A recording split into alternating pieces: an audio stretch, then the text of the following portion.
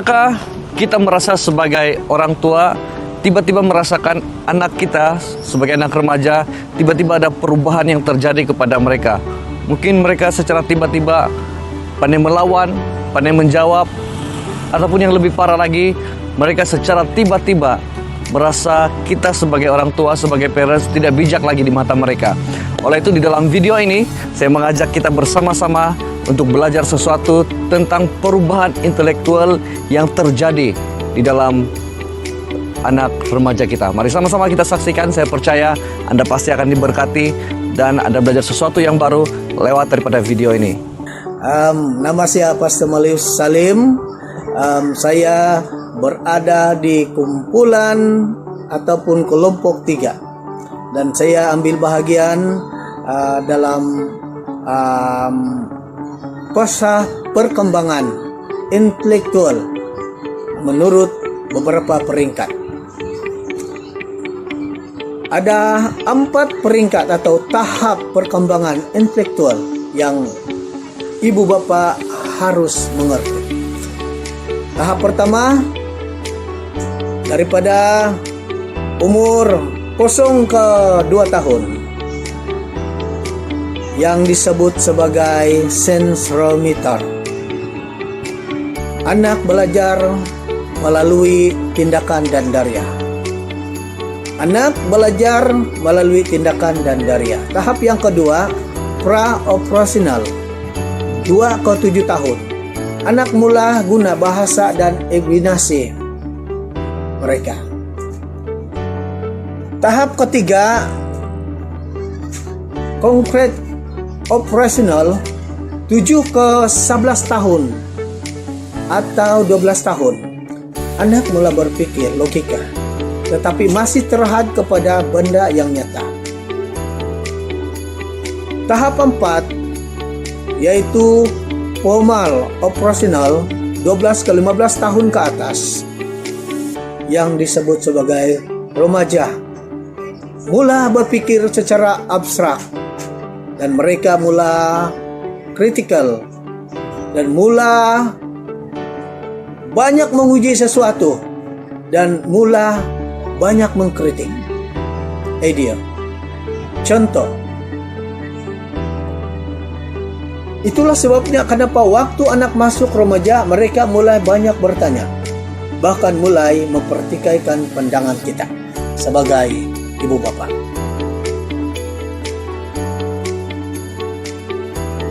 Kenapa ibu bapa terasa seperti kurang bijak di mata remaja? Ini kutipan dari buku Ibu Bapa Tidak Berubah, tetapi Remaja yang Sedang Berubah. Ibu bapa konsisten, tetapi rupanya anak itu sedang berubah. Penjelasan perubahan secara berpikir bukan karena anak kurang hormat, tetapi karena kapasitasi otak mereka berkembang dari pemikiran kanak-kanak kepada pemikiran dewasa. Idealisme remaja, mereka percaya pandangan mereka paling tepat atau paling betul. Itulah sebabnya kenapa mereka selalu betul dan orang tua selalu salah.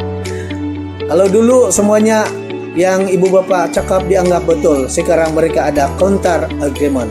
Artinya mereka kritis, mereka sangat sangat agresif untuk mempertimbangkan sesuatu. Jadi sebab itu sebagai ibu bapa kita harus peka kepada perkembangan ini. Terima kasih. Kita terus saja kepada poin kita pada hari ini. Saya akan berkongsi tentang perkembangan otak remaja. Kenapa remaja bertindak tanpa berpikir panjang ataupun impulsif? Pernahkah kita bertanya-tanya kenapa anak-anak muda kita cepat marah? Kenapa mereka buat keputusan tanpa berpikir panjang? Atau kadang-kadang mereka ini suka mengikuti kawan, sehingga itu bisa menyebabkan mereka menjadi orang-orang yang tidak lagi mau mendengarkan orang lain. Nah, ramai yang berkata remaja ini keras kepala. Tapi hari ini saya mau kita tahu bahwa mereka bukanlah keras kepala ataupun degil. Mereka cuma belum selesai dibentuk oleh Tuhan. Nah, menurut kajian sains melalui teknologi MRI, salah satu bagian terpenting dari otak itu disebut sebagai prefrontal cortex ataupun pusat kawalan diri dan keputusan. Nah, bagian ini terletak di bagian depan otak. Fungsinya sebagai seorang pengarah dalam hidup. Dialah yang akan mengawal kemampuan berpikir panjang. Dia juga akan menimbang baik ataupun buruk. Dia juga akan merancang masa depan, dan dia juga mengawal impuls ataupun emosi. Nah, masalahnya korteks prefrontal ini hanya matang sepenuhnya sekitar umur 24 sehingga 25 tahun. Maksudnya, anak-anak remaja kita sedang menjalani kehidupan dengan pengarah yang masih dalam latihan, belum matang. Nah, selain itu, satu lagi bagian daripada otak yang penting yaitu sistem limbik ataupun pusat emosi ataupun dorongan. Bagian ini berada di dalam otak kita. Fungsi utamanya adalah untuk menghasilkan emosi seperti marah, takut, sedih, dan gembira. Bahkan juga mengaktifkan naluri keinginan, termasuk keinginan seksual. Nah, dan inilah cebarannya. Sistem limbik ini berkembang lebih cepat berbanding korteks prefrontal. Maksudnya emosi mereka sudah kuat dan aktif, tetapi pengendali emosi masih belum cukup matang. Secara kesimpulannya, ibarat sebuah injin kereta yang sangat laju dan kuat, tapi pemandunya masih belum mahir untuk mengendali ataupun memegang steering. Nah, inilah dunia dalaman seorang remaja pada hari ini. Bukan karena mereka mau melawan, tapi karena otak mereka masih belum siap untuk mengendalikan tekanan, godaan, dan juga keputusan besar. Nah, apa yang perlu kita buat? Kita dipanggil bukan untuk menghukum mereka, tapi untuk membimbing mereka. Saya percaya kita dipanggil untuk memahami mereka, dan yang paling penting, kita dipanggil untuk menjadi wakil kasih Kristus dalam dunia yang mereka alami saat ini.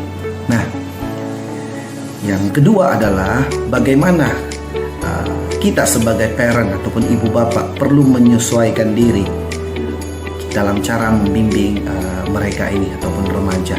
Nah, setelah kita memahami bahwa otak remaja masih belum matang, sekarang kita tantang dengan satu soalan yang penting. Adakah kita bersedia untuk berubah dengan cara kita untuk membimbing mereka selama ini?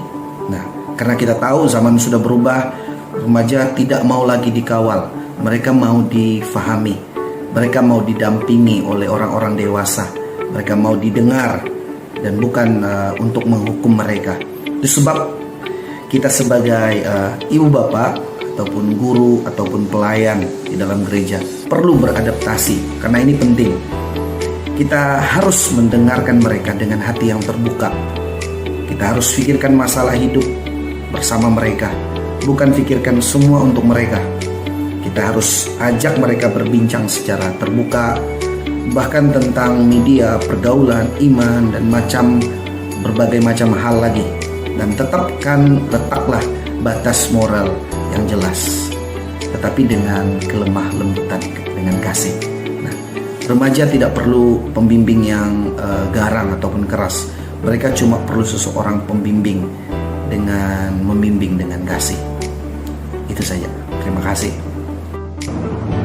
Di sini kita dapat lihat dengan apa yang rekan-rekan saya telah sampaikan, kita dapat simpulkan bahwa remaja adalah bukan yang keras kepala, tetapi mereka melalui satu proses perubahan intelektual yang normal. Nah, tugas kita sebagai ibu bapak, guru, dan pemimpin remaja adalah untuk memahami proses ini dan tetap hadir sebagai pemimpin yang penuh hikmat dan kasih. Nah, kalau Anda adalah seorang ibu bapak ataupun pelayan remaja, mulailah belajar mendengar, berbincang, dan terus mendoakan generasi ini. Kalau video ini membantu, jangan lupa untuk like, jangan lupa untuk share, ataupun komen pengalaman Anda tentang menghadapi remaja di rumah. Terima kasih.